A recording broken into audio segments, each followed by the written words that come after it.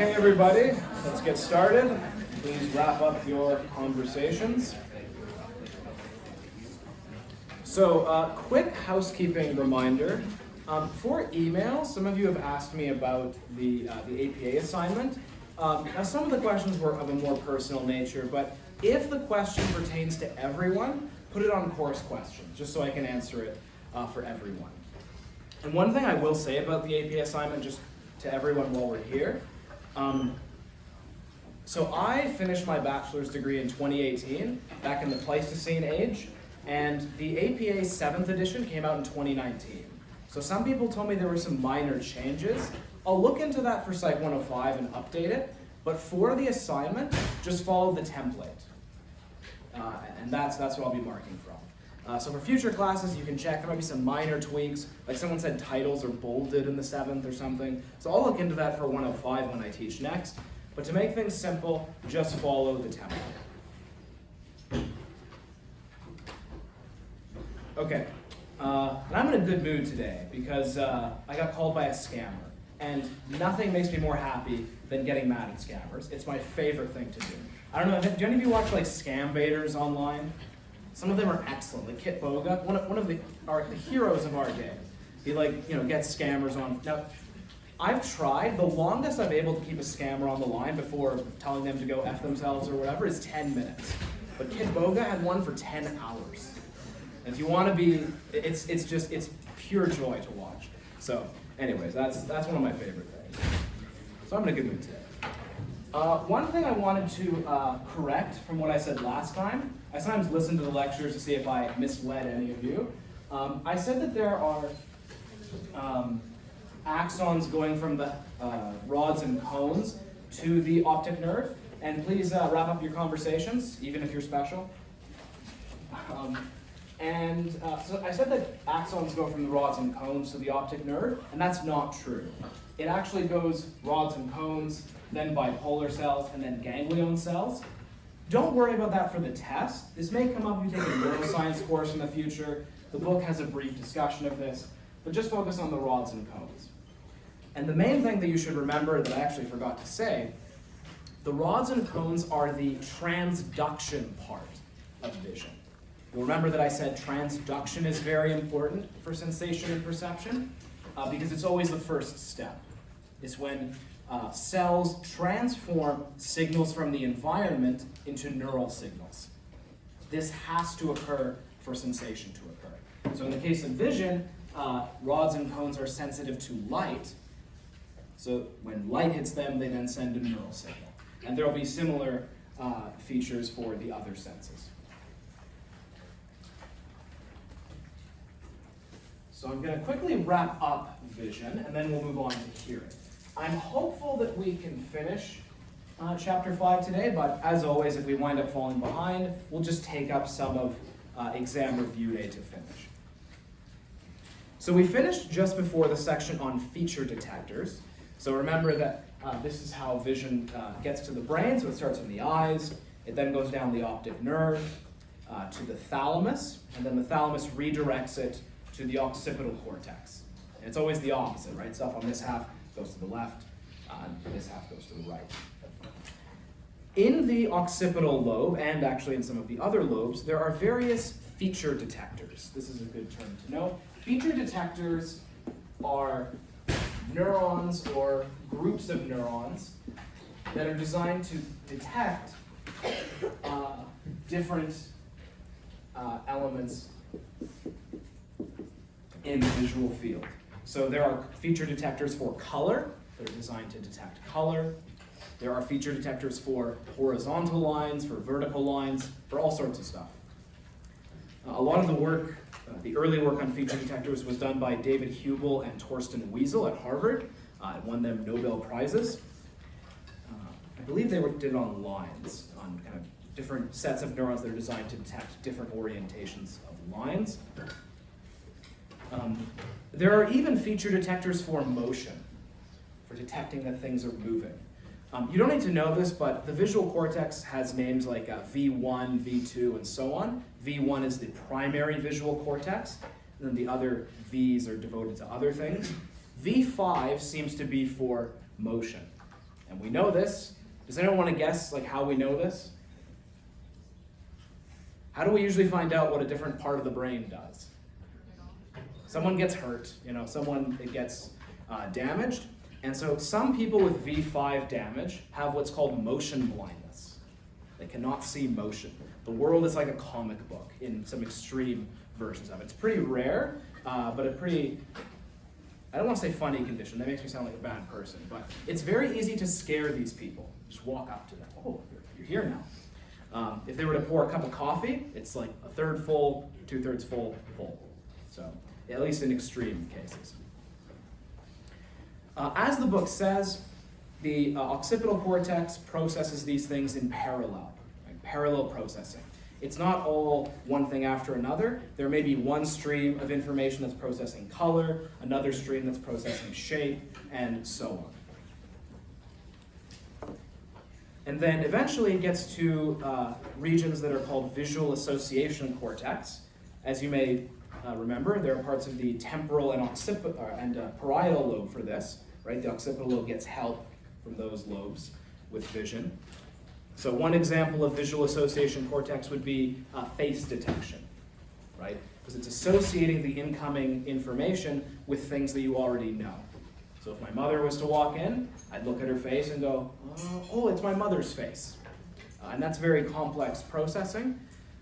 And again, there are cases where people have that part of the brain damaged and they are not able to recognize faces.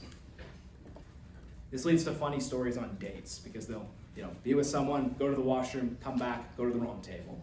Not a very good date. So you want to keep that part of the brain intact. Okay, that is the end of the vision section. Before we move on to hearing, any questions from today or Tuesday's class on vision? Okay, we're all experts on vision now. Okay, so for audition or hearing, the type of energy that's being processed is sound waves, which is just vibrations in the air. For vision, it's electromagnetic energy, but for vision, it's air vibrations. And there are two main features of sound waves that our brain processes. The first is amplitude. Amplitude is about the height of the sound waves. Here's two sound waves, and the frequency is about the same, but this one obviously has taller waves. So bigger waves, louder sound. The louder the sound is, the higher the amplitude of the sound waves.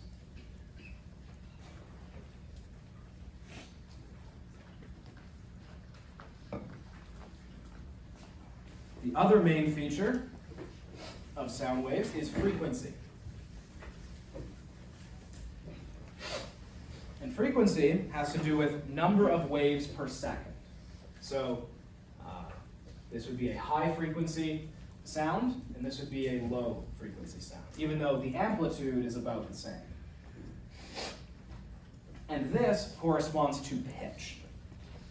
So higher hertz means more waves per second, and that corresponds to a higher pitched voice. So you think of like a stereotypical female voice and stereotypical male voice. Male voices are deeper, or we think of musical instruments, like larger instruments produce a deeper resonance. That has to do with this, with the frequency. This is very useful information because larger things make a deeper noise. And that's good to know, right? It's good to know how large like an animal is or another human is or whatever, and noise carries information about that. As I say, that's measured in hertz. Okay, how does the brain and the ear process sound? So here's a picture of the ear. I'll make it bigger because some parts are small. I'm sure you've all seen this at some point in school, but we'll go through it again. So the first step for collecting sound is the ear canal or the auditory canal. That's where you stick the Q-tip, right? Where you clean out the junk. Is the ear canal, so the sound goes down there, and then at the end it hits the eardrum. or the tympanic membrane is what the book calls it. The sound then goes through the three bones, the malleus, the incus, and the last one I forget how to say. Does anyone remember how to say it? Stapes? Stapes? I don't remember. Is it stapes? Okay, there you go. The test isn't oral, so it doesn't matter if you know how to say it, but that one. And then it arrives at the cochlea. So the cochlea is filled with little hair cells that vibrate. So when the sound goes into the cochlea, the cells move in response to the sound waves.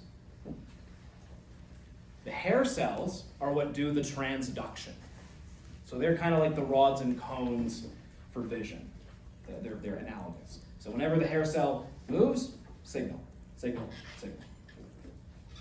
And that's what's carried to the brain, where it is then processed. It goes through, and the signals are sent down the auditory nerve.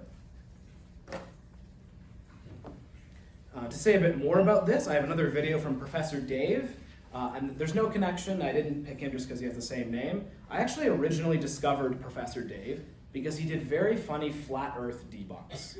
So for some reason it got recommended to me. If you've never seen these, they're just great fun. At first it was basically a joke, like he was doing an astronomy series. He has lots of educational videos.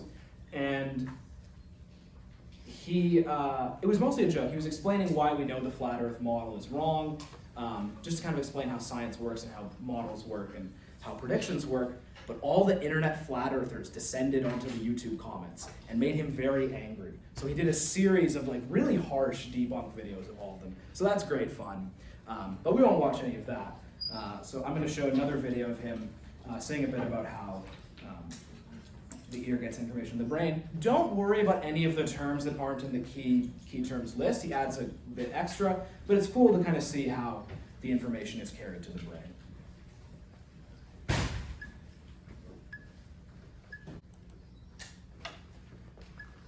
Okay, we'll stop there. Like I said, don't worry about the terms that aren't in the book, but that should give you a sense of the path through which auditory information moves. Now, he mentioned frequency information, like how the ear detects the pitch of sounds, and he oversimplified a bit. There's actually two different things going on when we detect pitch.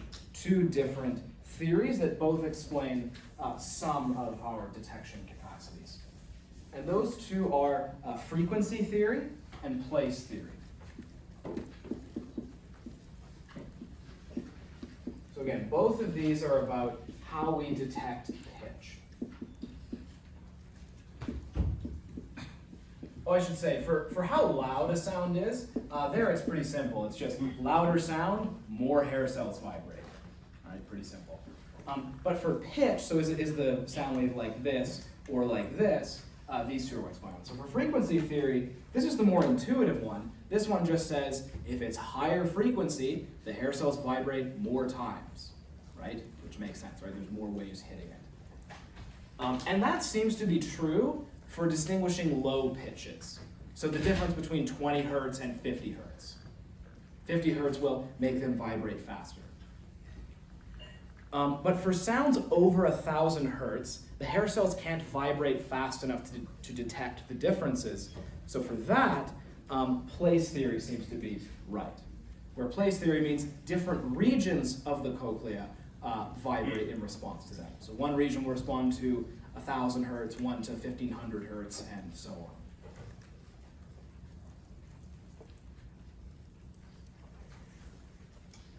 on. Okay. Any questions about that?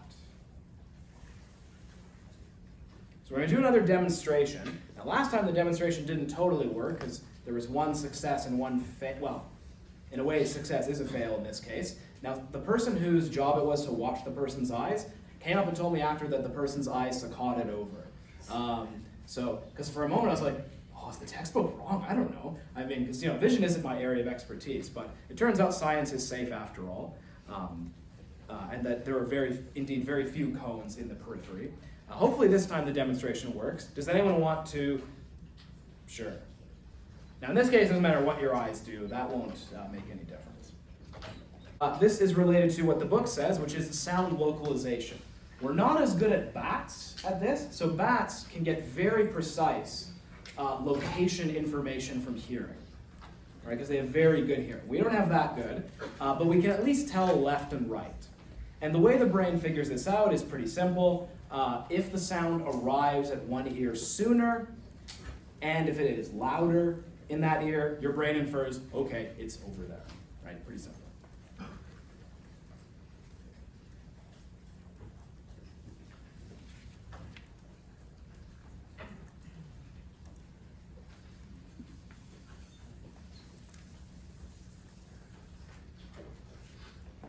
Okay.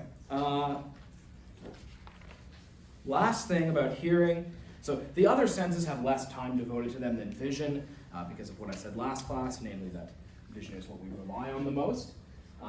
Last thing you have to know is there are two kinds of deafness. Conduction deafness and nerve deafness.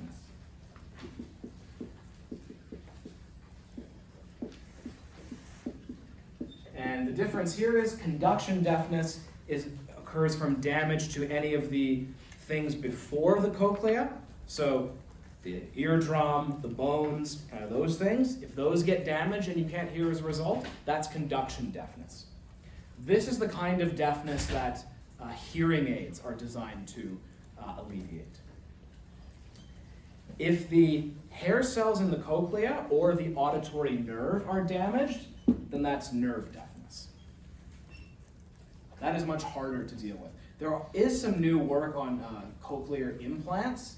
I'm not an expert in that. The book has a brief discussion in one of those special topics things, but that's harder to deal with. Conduction deafness is pretty simple. You just get a hearing.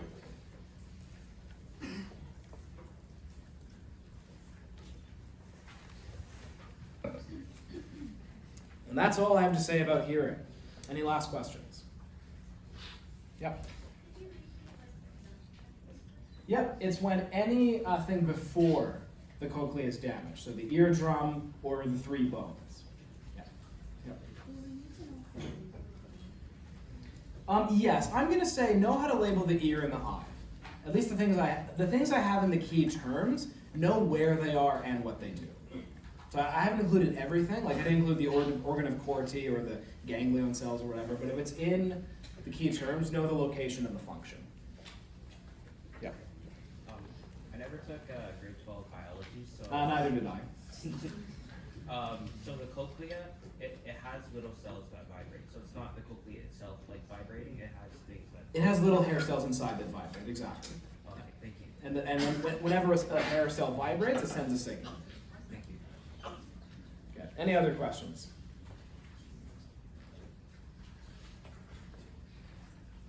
Okay. So those senses are both what are called energy senses, namely vision and hearing. Actually, touch is too, because they deal with different kinds of energy from the environment. The next two senses are both chemical senses, taste and smell. So they respond to different chemicals touching the sensory organs. So to start with, taste. There's not too much here. You have to know that there are 5 kinds of taste buds. Sweet, salty, sour,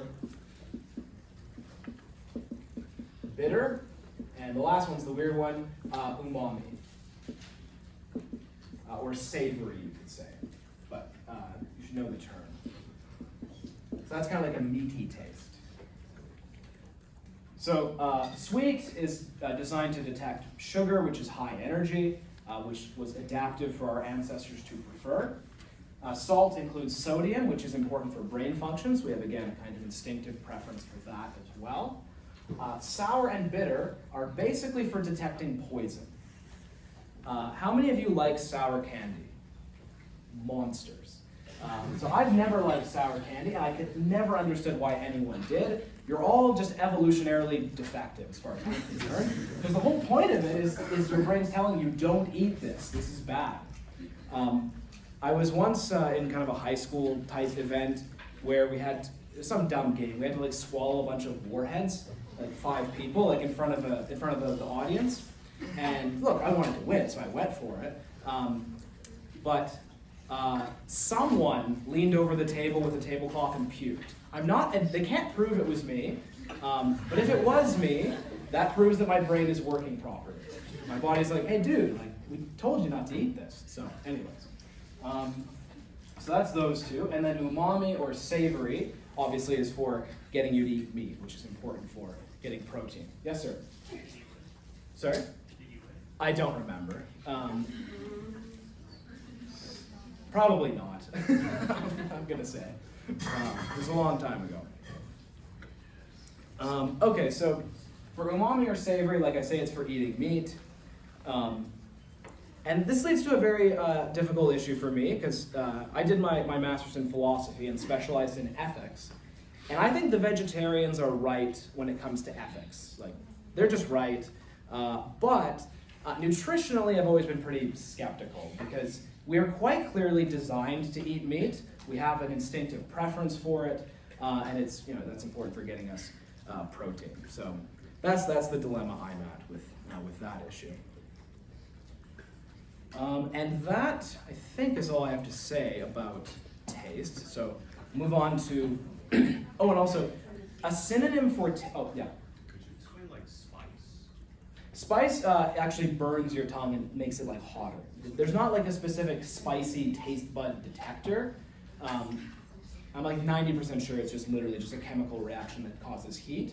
And also smell. Smell also contributes to taste, as we'll talk about in a second. When you smell a certain food, it can change your experience of the taste. I'm sure you've all had the experience of having a cold and your nose is blocked, and food tastes kind of bland, right? That's why. It's because taste and smell interact in interesting ways.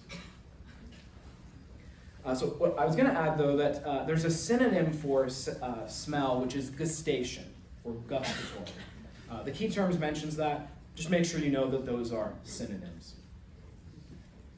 Okay, so like I said, I don't have much else to add. Any other questions about taste? Okay. Next is olfaction, or smell. Humans have, as I mentioned in last class, very weak senses of smell. The book mentions that we have about 40 million olfactory receptors. Dogs have about 1 billion, so way more than we do, much more sensitive sense of smell. The book also talks about how smell can alter taste. So smelling a food does contribute to how you perceive its taste. As far as how smell is processed, it goes first to the olfactory bulb. So remember that smell is a cheater. It doesn't go through the thalamus like the other senses do. It cheats. It goes straight to being processed. And it also goes very soon after to the hippocampus and amygdala. Smell is the most evocative of the senses. It's very good at triggering memories and emotions. So I'm sure many of you have experienced this, right? You smell something and then it triggers a very vivid memory. That's kind of the neurological reason for that. The book also has a discussion of how social and sexual behavior of animals is often triggered by smell, specifically pheromones.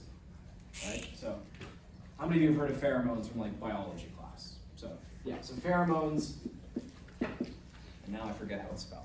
Omones, okay. It's controversial whether these play a role in human social behavior, but for many animals it's crystal clear.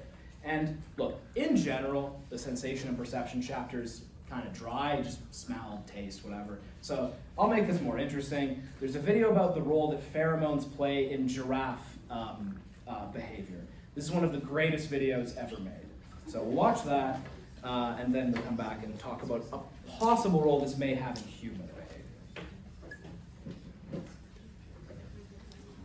Okay. So, and the way in which this connects is what they are smelling is pheromones. Pheromones are a cue to whether the female is ovulating or not. So that mixes things up a bit. So there you go. There's an example of pheromones at work. So the question, of course, is does this affect human behavior? And as the book says, there is no conclusive evidence of this, but there are a few studies that I'll mention. One is one of those studies you can't believe they did, but they did do it. They got a bunch of guys to sleep in a clean t-shirt for one night, and then they had females smell it and rate the attractiveness of the smell. And unbeknownst to the women, they included some shirts from the women's brothers. Oh no. And, yes, they really did this. And when the women smelled those shirts, they thought that they were warm and reassuring, but sexually repulsive. And which is good, because as I said in chapter 4, there's a deeply ingrained genetic, incest aversion, and pheromones are a possible mechanism for this. Though, as the book says, this is still controversial. Another thing the book discusses that I won't say too much about because I'm in enough trouble already is menstrual synchrony. There is some evidence that when women spend a lot of time in close proximity, their cycles start to line up. This sounds like some dumb internet bro theory, but I see some nodding. So I'll say no more because, as I say, I'm in enough trouble already. Yes. I'm not sure if you can speak on this or if you know anything about it at all, but another dumb internet theory I've heard is that people who have like genetic health that's like that you don't have smell more attractive. Yes, that's the same study. Yeah, so there was some evidence that people who had immune systems that were more different from yours also smelled more attractive in that shirt study, right? Because basically, genetic distance is good, because if you're too close, it's closer to inbreeding and therefore more of a problem for the kid. So yeah, there's some evidence for that too, though as the book says, it's still controversial. Any other questions? Okay. And that's all I have to say about smell.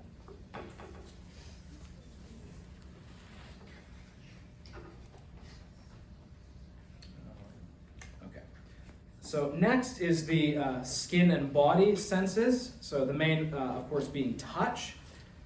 Touch is very important for a number of things, including pain, which the book spends a good amount of time on. Pain is very important for detecting bodily damage. The evolutionary function here should be pretty obvious, right? If your body detects that part of it is being damaged, that's a good cue to stop whatever you're doing, right? And not to do it again. It's kind of it's evolution's way of teaching you a lesson to not do that dumb thing again. And there's probably an analogous function for various social types of pain, right? We are a social species. Being on good terms with members of your group is important because in the savannah of Africa, if everyone in your group thought you were an idiot, that could be a problem, right? You might be on your own after a while. And humans don't do so well on their own. Humans are pretty weak. Even a strong male human would be destroyed by a small male chimp.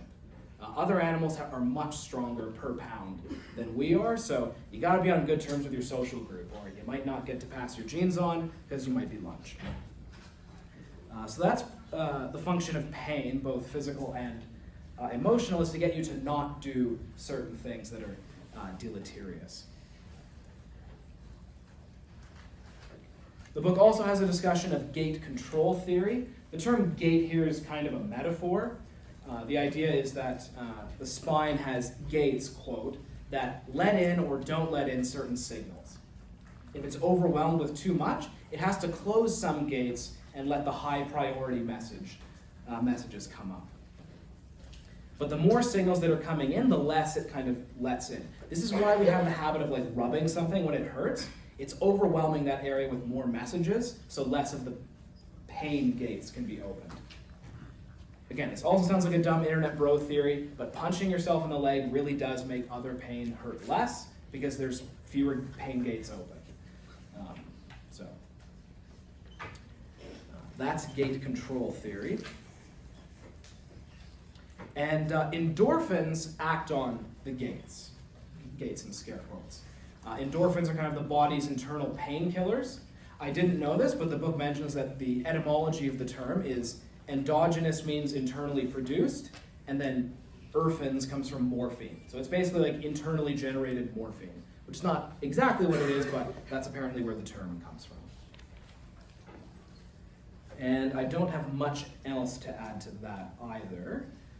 So that's what the book has to say about pain. Any questions about? Oh, sorry. So what about like phantom pain? Is that like all in the head, I guess? Yeah. So someone asked about this earlier. The book says that it's partly due to the actual severed connections. After that question was asked, I Wikipedia'd it, and there's apparently a debate. This is not my area of expertise, but apparently there is something to do with expectations in the brain that can also generate it. And part of the reason for thinking that is having a prosthetic, the book mentions this, does reduce phantom pain. Because you're like, okay, it's there. So probably some of both mechanisms, but this is not my area of I hope there's expertise. like a coping mechanism where like if someone like lost the leg on the left side, Yeah. you'll put a mirror like reflecting the right side, Oh. like stop. And that makes sense. So that would be consistent with the brain playing a role. That's interesting. I hadn't heard of that. Yep. So the gate control theory, or like what you said about like senses overload and like if one leg hurts and you punch the other, could that also be like transferred and like correlated with emotional pain being transferred into physical pain? And like if you are feeling emotional pain when you like go through physical pain, does that take it away, or does it only? So that's definitely a thing. I don't know if it's related to gate control theory, but a lot of emotional states are just related to bodily states. We'll see this in chapter 11. Most emotions have a bodily reaction component, right? Like when you feel really stressed, there's kind of a physical sensation associated with it. I don't know if it's directly related to gate control theory. I don't think so, but it's an interesting question. Any other questions? The other one is like for gate control theory, is that like why people would like cut themselves? Yeah, that's another one that's, I'm not sure. That's, again, outside my area of expertise. Like that. I'm sure there's a paper on I guess that like it's somewhere. like emotional and that's physical. It's done to cope with emotional pain. It's one thing I've never really understood like at an intuitive level, but I'm sure there's a paper on that somewhere. Yes? Well, some people who purposefully like hurt themselves to give themselves pain to like sex. Yeah, such people exist. Yeah, again, I'm not sure. My brain went somewhere and now I lost it. Yeah, no, I'm not sure. Looks like the answer to a lot of questions might just be I don't know. So maybe we'll move on. The only senses that are left are two that you've probably never heard of, and that is the kinesthetic sense and the vestibular sense. And actually, I'll go in the other order. So these are both about body position. Vestibular sense and kinesthetic sense.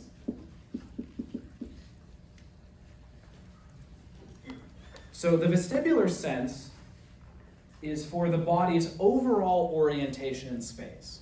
And this is not touch. You could lose your sense of touch, this would still be intact. This depends on the semicircular canals in the inner ear. They have a set of cells that have a kind of fluid inside of them and little hair cells. So when you go over, the fluid shifts, the hair cells can feel the shift of the fluid, so your brain goes, oh, we must be sideways. And again, you could lose all your other senses, sight, hearing, touch, whatever, but you could still tell, okay, where is my body oriented in space? So that's vestibular sense. The kinesthetic sense is for detecting the location of specific body parts. Not the overall orientation, but like where your fingers are, where your toes are, or whatever.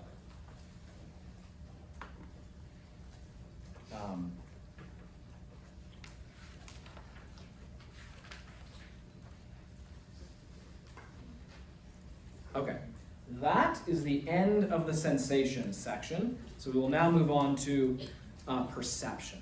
So perception, as Professor Dave said, is about taking the sensation and turning it into an interpretation, kind of putting together what it is, right? Not just the raw sense data. And there are two different processes that go on in perception. I find that students sometimes find these a little bit tough, so I'm going to give a few different examples. I have two videos for this, actually, including one kind of funny one that will hopefully help you see the difference. So, and the two are bottom-up processing and top-down processing. For both of these, the low parts, so the bottom or the down, is raw sense data. Because that's more simple, right? It's more down, you could say. So just like incoming light, incoming sound, whatever. Just the raw data coming in. The top or up part is higher level kind of concepts or expectations or categories that your brain has. So largely the cortex is what's going to have that information. And these are two ways of processing the low part, the incoming sense data. So bottom up, you can think of like this. So at the bottom is just sense data, or sensation, whatever, it doesn't really matter what term you use. And then you build up from that to a concept. So you look at an apple, and you're like, oh, okay, it's red, it's round, it's got a green leafy thing. Oh, it's an apple. Put it together. Obviously, it happens a lot faster than that. If not, see a doctor. But that's bottom up. You start with the raw data and work your way up to a concept. With top down, it's the other way around. You already have a concept or an expectation. I don't know if or an expectation. And then you impose that on the incoming sense data.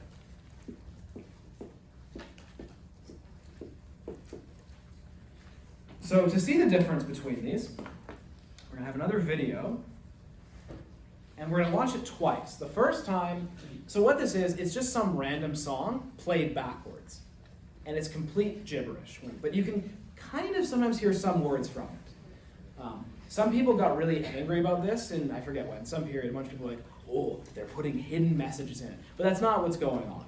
And we'll see in a second what's actually going on. But pretty crazy, right? You can't help but hear what the thing tells you to hear. So that's an example of top-down processing, where once you have a concept or an expectation, you impose it on what is coming in. I saw your hand. Sorry, no, Never mind. You figured it out. Any questions about the video? I mean, it's not really that much to say. And your brain is doing this all the time. So this is a very contrived situation, but even now, your brain is always doing this. Your brain is constantly guessing what things are, forming expectations, forming predictions. Right now as I speak, your brain is trying to predict the words that will come out of my, right? So that's something the brain just instinctively does. Here's the physical basis of this. So you might remember the thalamus, right? The thalamus is in the middle, and it receives sensory information from the senses and then redirects it to the cortex. But there's like connections going out from the thalamus, and the cortex is kind of like the rational, cognitive part. But believe it or not, there are actually more connections going from the cortex to the thalamus than from the thalamus to the cortex, because the cortex is kind of imposing its guesses or hypotheses on the incoming sense data. That's one way to think about what's going on. So here's another example. This is kind of a funnier example of top-down processing. Some of you may have seen this video. It's called The Expectation Song. Have any of you seen this? Oh, you're all too young. It was very popular when I was younger. Now, some of you may, after seeing this video, want to complain to the dean and say, oh, Mr. Simpson showed us an inappropriate video. There is nothing inappropriate in this video. If you hear anything inappropriate, it's only in your dirty mind. So watch that, and then we'll move on to selective attention. Okay. So if you're confused, and if you have no idea what was inappropriate, that means you were raised, in a sheltered life, right? So that's top-down processing, right? Your brain is constantly forming guesses or hypotheses about what's next. In this case, the predictions were all wrong, at least for many of us. But as I say, don't complain to the dean, because it's your fault if that was inappropriate. Okay, so that's all I have to say about top-down and bottom-up. We will now move on to selective attention. So human attention is much more limited than we usually think. As I said last class, we usually have the sense that we're kind of aware of everything in front of our visual field, but that is an illusion. We are only ever aware of a tiny amount of the incoming information. Most of our perception and analysis is unconscious. The brain's not big enough to pay close attention to everything in the visual field. Or everything that we hear, for that matter. There's experiments that the book talks about that involve shadowing. Shadowing means you have to repeat what you hear. And the way they'll do it is they'll have 2 headphones, one for each ear, and each is playing a different tape. And you're told to repeat what you hear from one of the streams of information. So, repeat from this headphone. It's all right, Bob ate an apple, whatever's coming out of that noise. And if you're asked at the end what was in the other ear, people generally have no idea. Right? It's very hard to pay attention to 2 sets of sounds simultaneously because our attention is limited. And we're actually going to do a test of this. We're going to have a little test of selective attention. If you have seen this video before, please say nothing. Don't give anything away. So it's a little selective attention test. We'll see who can get the best score. What you will see in this video is a set of players wearing white and wearing black. And your job is to count how many times the players wearing white pass the basketball. Okay, what'd you guys get? Someone give me a guess. 14? 15? 14. Okay, the correct answer is 15. So congrats that we got 15. Now, the more important question. Show of hands, who saw the gorilla? Oh, wow, this is a remarkable class. Oh, okay, some of you already seen it. Show of hands if you didn't see the gorilla. Wow, very good class. That's the best class I've ever had. That's good. I suspect the laughter may have promoted.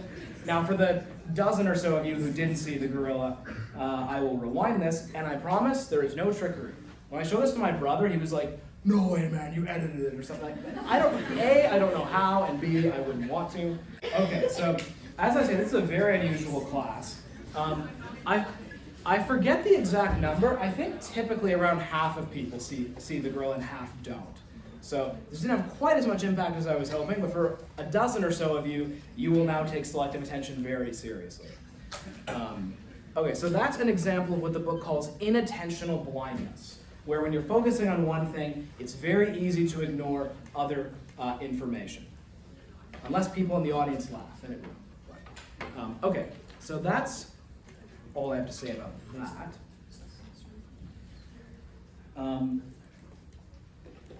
The next section is on how the brain organizes and structures perception.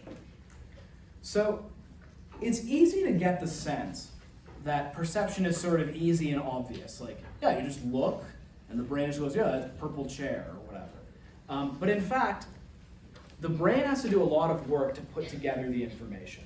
It has to kind of take guesses, make inferences, and so on. And the brain does it so well that we're not even really aware that it's doing it. And when we notice it is when we have visual or auditory illusions, right? When things go wrong, then we see just how much work is actually going on. Normally it goes well, so we don't notice. So lots of videos today, because lots of fun illusions. So we're going to watch a video of an illusion called the McGurk effect, which kind of shows you how much work is going into processing the information and a subtle way that it can go wrong. So we'll watch that and come back and discuss. Okay, it's a pretty cool illusion. So that's an example of perception going wrong. We will now have a look at the Gestalt psychologists. So you may remember from chapter 1, the Gestalt people. And we're going to look at something called the Gestalt laws.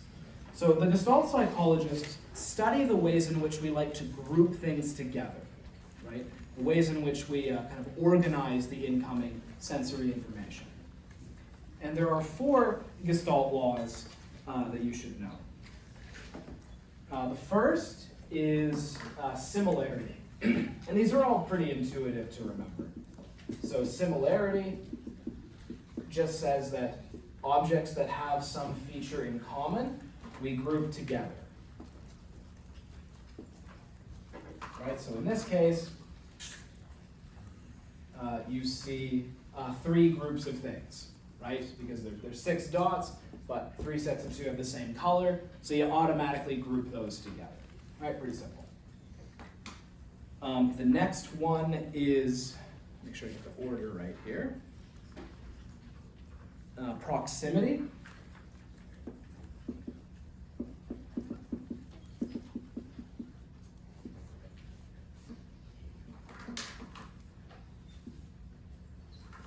So things that are close together, you tend to group together. So in this case, it's kind of conflicting with the similarity feature, but the default is to group these into 3 groups because they're close together, even though they disagree with each other on color. And then the next one is closure.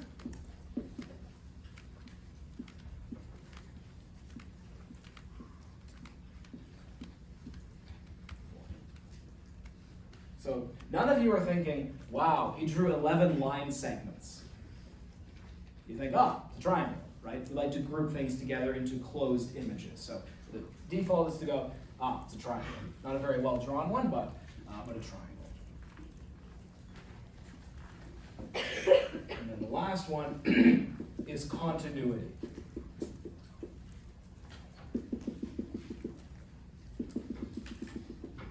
So the default is to see this as 2 lines or curves, right? Again, you're not thinking, wow, 20 or whatever line segments. You think, yeah, 1 line and a curve. Now, I'm sure these seem, oh, actually, sorry, there's one other I forgot. This is something else the Gestalt people talked about. It's not a Gestalt law, but it's figure-ground relationships. So the thing you see on the PowerPoint is about figure-ground relations.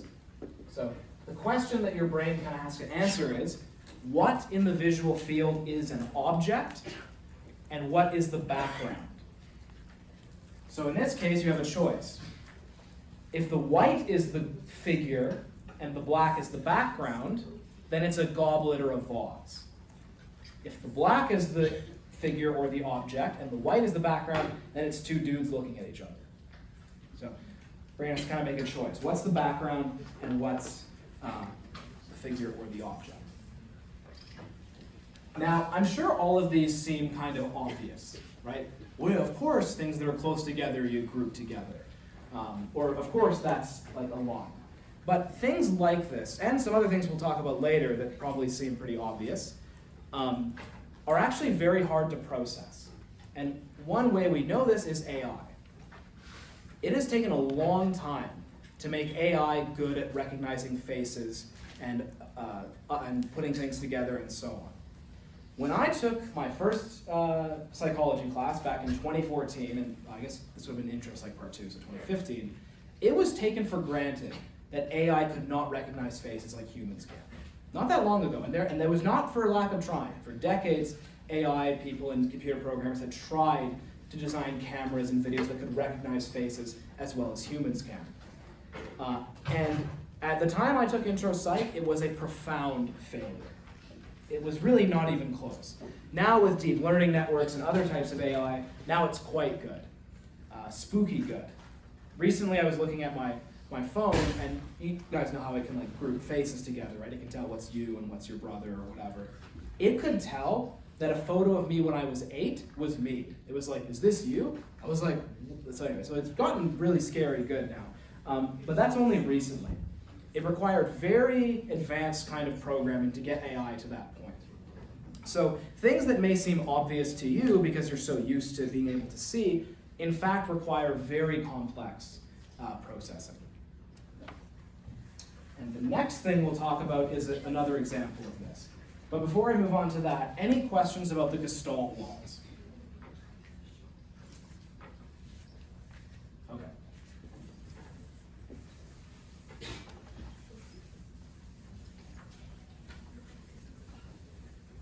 So the next thing we're going to be talking about is perceptual constancies.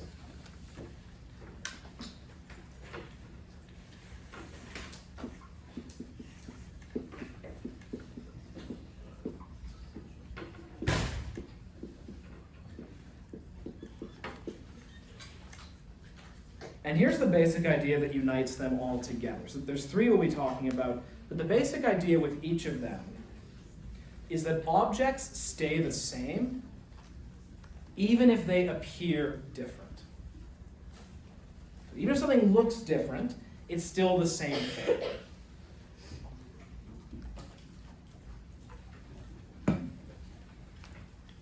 So, first one is shape constancy.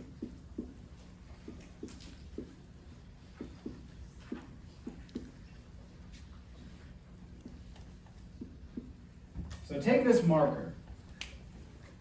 If I look at it like this, it's making kind of a bendy rectangle-y shape on my retina. If I look at it like this, it's a little bit of a shorter one. If I look at it like this, it's a circle. At no point do I panic and go, oh, it's a miracle. Like the object has changed, right? I recognize it's the same thing. Again, I'm sure this sounds very obvious, but this is one thing AI really struggles with. Or it's pretty good now, but struggled with a lot. It's, how do you know that this is the same object as this? Kind of hard to program that in, right? But our brains do this kind of automatically.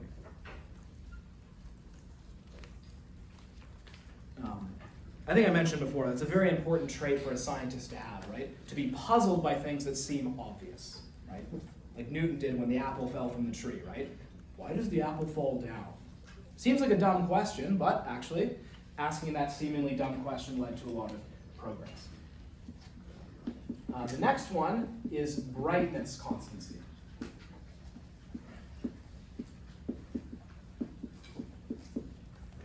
Even when lighting changes, you recognize that objects retain the same color. Right? When I turn the lights off, you don't all go, wow, David's skin has changed color. You know I'm still white as a ghost, right? No, still white, you know.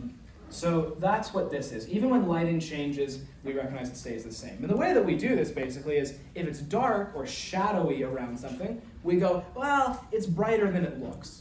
It looks dark right now, but really it's brighter than it appears. And how many of you have seen this visual illusion? Oh, not very many. Okay, so A and B. You can all see A and B. Which one appears brighter? How many think B appears brighter? How many think A appears brighter? Wait, really? Oh, okay. So to be clear, B is the one under the shadow. At least to me, B looks brighter. So the reason B looks brighter is it's surrounded by, at least to most people, maybe it's just a very perceptually unique class. You all got the gorilla, now you're all seeing the wrong thing. I don't know, who knows. But so for most people in other studies, B appears brighter. And the reason is it's surrounded by shadow. So your brain goes, well, let's turn the brightness up.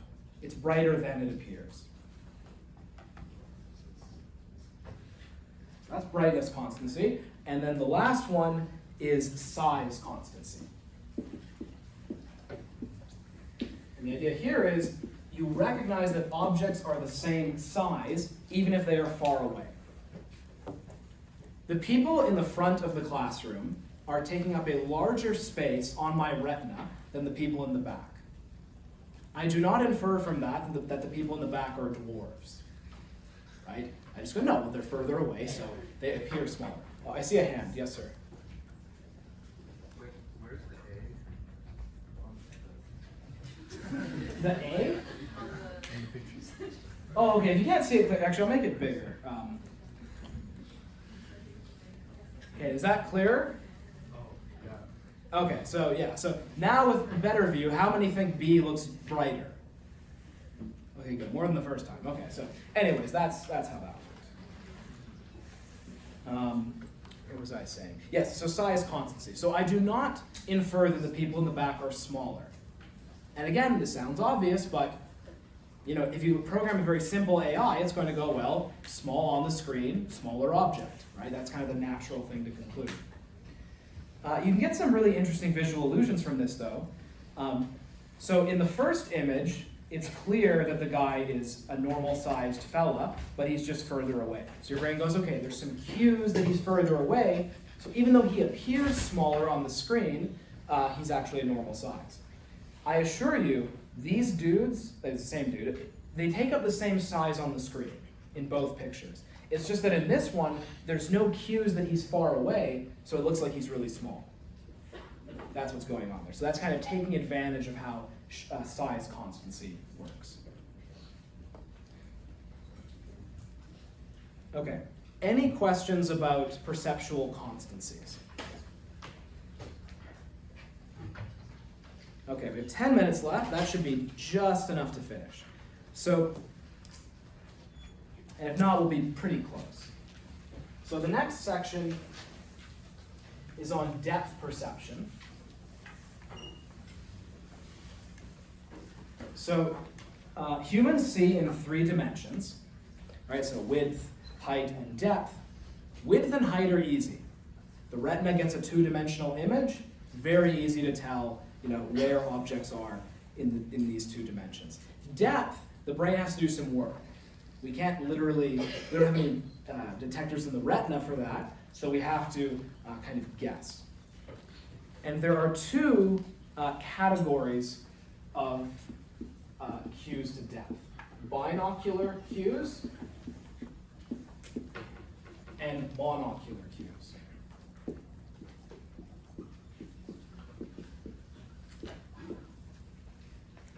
Binocular cues require both eyes. Monocular cues require one eye.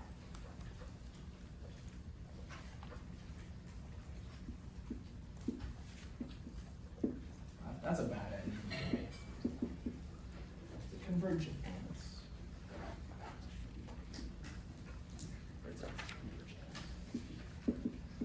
Convergence and binocular disparity.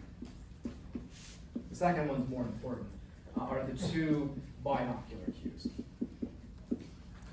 Convergence is just when an object moves closer to your face, your eye muscles involuntarily go slightly cross-eyed to keep track of it. If that happens, your brain goes, okay, it's getting closer.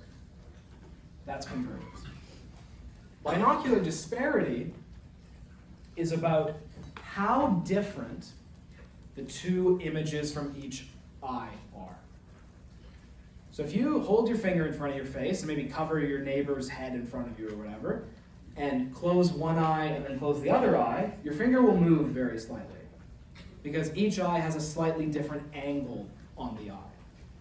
And the further away you hold your hand, the less change there is. So if I hold my finger right here and I block the people in the back, okay, it went from like the middle to like the stairs. I hold it out here, it's a little less. Still moves, but not as far. So that's a general principle. The closer an object is to your face, the more different the 2 images are.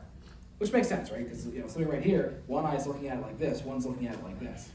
It's really far away, it's still a little different, but it's not as different. So disparity means like difference. So the more difference there is between the 2 retinal images, the closer it is. So that's binocular disparity. Any questions about that? I saw a hand, maybe someone was just tired.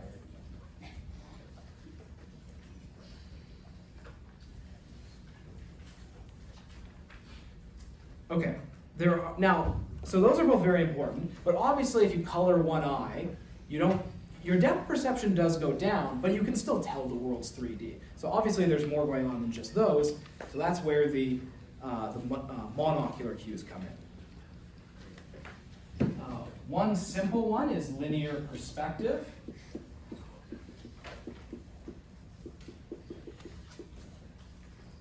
So if you see 2 straight lines that appear to be converging, you infer that the end of it is farther away.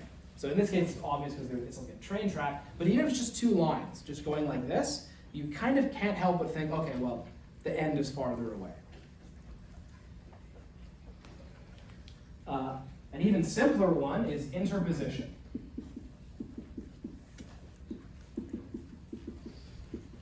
So even a very dumb animal can figure this out.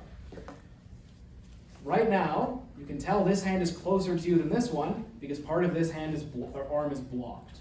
You can't see the middle part. Obviously, your brain infers, okay, this one's closer. And you only need one eye open to figure that out.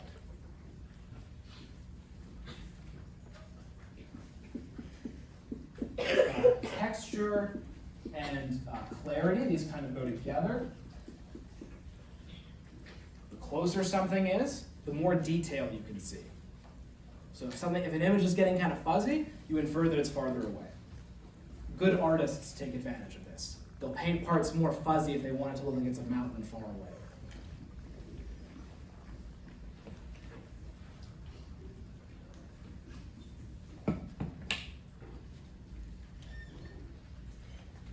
So 2 more, and I now can see that we won't finish. So what I'll do is I'll say 2 more monocular cues, watch a video about it, and please don't pack up during the video because then it's hard to hear, but the video will probably be the last thing. So the other 2, make sure I get the order right. Yeah, relative size, which we've already talked about implicitly. If something appears smaller than it should be, that's one cue that it's farther away. And then lastly, motion parallax. So I'm sure you've all had the experience of being in a car like when you were young and looking out the window and looking straight at the ground. It's moving very fast relative to you. But if you look at the trees in the distance, they're moving more slowly. So whenever you're moving, objects that are closer to you appear to move more quickly past you than objects that are far away. And that's another cue about how far away they are. If they're moving more slowly relative to you while you're walking or driving or whatever, you infer that they're farther away. Okay, so we'll watch a video to sum those up, and then we'll call it a day. Okay, we'll stop there. Free to go. Reminder that the review is due on Monday. I will see you on Tuesday, and we'll start consciousness.